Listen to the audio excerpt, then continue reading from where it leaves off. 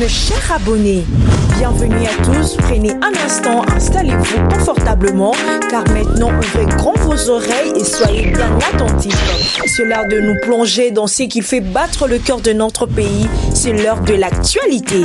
S'informer, c'est comprendre le monde qui nous entoure. C'est se préparer, réagir et agir en toute conscience. Alors, ensemble, analysons, réfléchissons, posons les bonnes questions et surtout n'hésitez pas à réagir dans les commentaires car votre voix compte.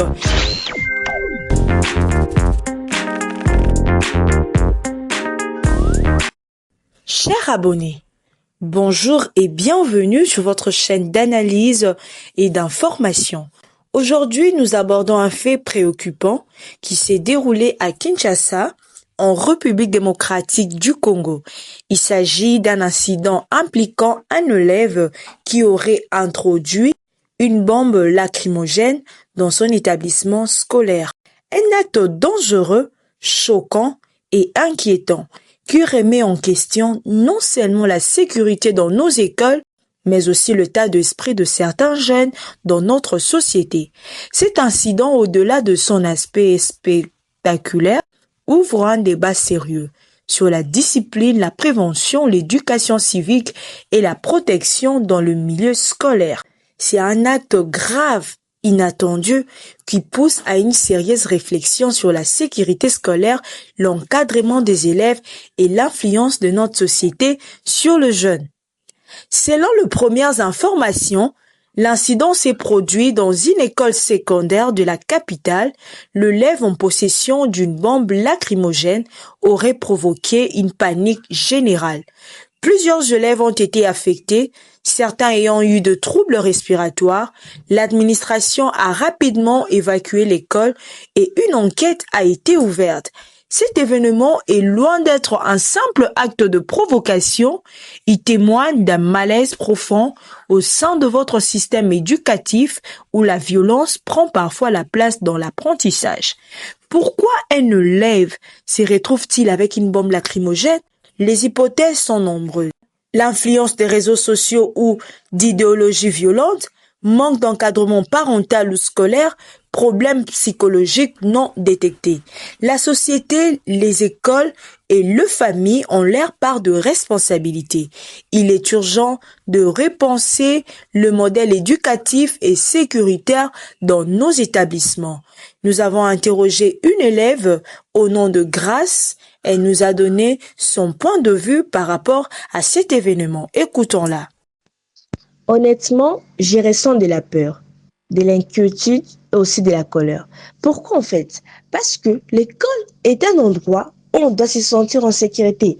On est censé venir pour apprendre, évoluer et rêver de notre avenir.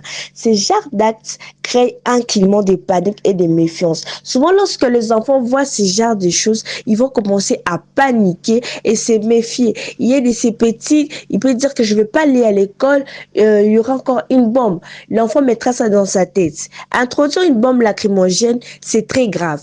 Cela peut provoquer des blessures, des malaises, des crises respiratoires, surtout pour les élèves fragiles. Ce n'est pas simplement une blague ou un défi, c'est un danger pour la vie des autres.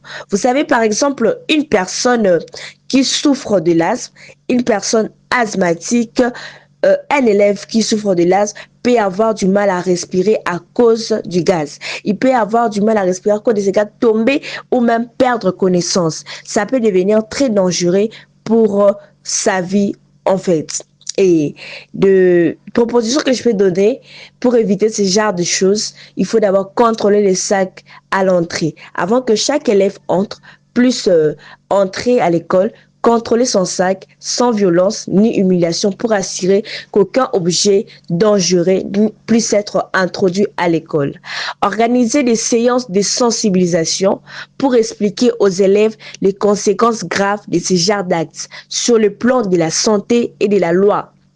Créer un comité de discipline ou de sécurité, composé d'élèves, de professeurs, de parents pour signaler tout comportement suspect.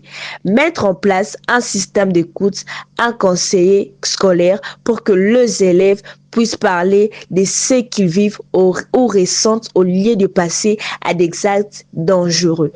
Il ne s'agit pas seulement de punir, mais aussi d'éduquer, de prévenir ensemble. On peut garder nos écoles sûres. Et cette situation qui vient de se passer doit nous révolter tous, le professeur ainsi que nous les parents, ainsi que les élèves aussi, car elle montre un manque de respect envers les autres élèves, les professeurs et même l'éducation. Il ne faut pas rester silencieux, il faut en parler, dénoncer et surtout réfléchir aux conséquences. C'est vraiment important. Cet incident doit être pris comme un signal d'alarme. Il ne s'agit pas de stigmatiser un élève, mais de comprendre le faille du système et agir en profondeur. Renforcer la sécurité, impliquer les psychologues scolaires, sensibiliser les élèves, impliquer davantage les parents, voilà de pistes à suivre pour éviter un drame futur. Et vous, cher Abou, que pensez-vous de cette situation? Est-ce que la sécurité dans les écoles est suffisante selon vous? Que faut-il changer? Partagez vos avis en commentaire. Abonnez-vous pour plus de dossiers sérieux et bien analysés. Et si vous avez une entreprise ou un projet, contactez-moi pour vos spots publicitaires. Merci de soutenir ce travail d'information citoyenne. Le docteur parle. Nouvelle rubrique santé sur votre chaîne. Après vous avoir informé de grands faits d'actualité politique, économique et sociale de notre pays, il est maintenant temps de prendre soin de vous. Parce que la santé, c'est aussi une priorité nationale.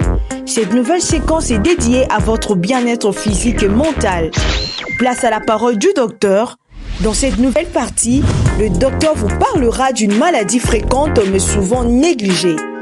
Il parlera du symptôme courant, cause possible, du traitement, de la prévention. La santé est un combat de tout le jour et mieux vaut prévenir que guérir. Restez connectés pour d'autres sujets santé dans le prochaine édition du Docteur Parle.